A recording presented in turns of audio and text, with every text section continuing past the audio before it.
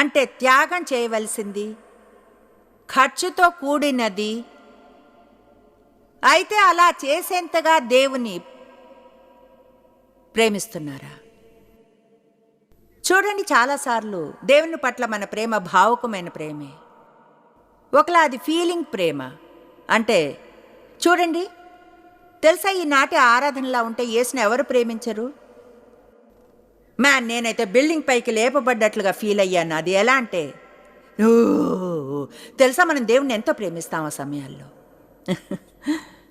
అది మంచిదే, మన ఆత్మ అలా రప్చర్ అవడం, దేవుని సన్నిధిలో చిక్కుకుపోవడం, మీకు బోధించడం చాలా గొప్పగా ఉంటుంది, ప్రతిదీ ఉత్సాహంగా ఉంటుంది. అయితే మీరింటికి వెళ్ళాలి, మేం మీతో రాము, తెలుసా.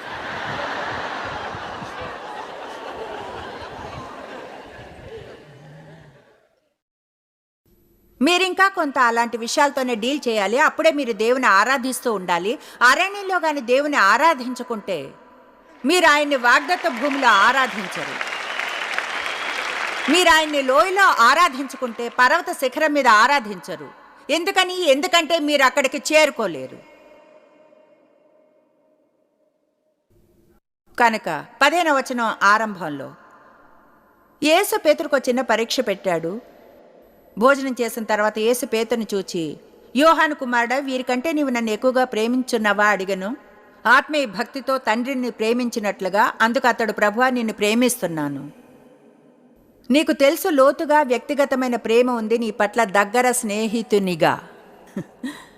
యేసు అన్నాడు, అయితే నా గొర్రె పిల్ల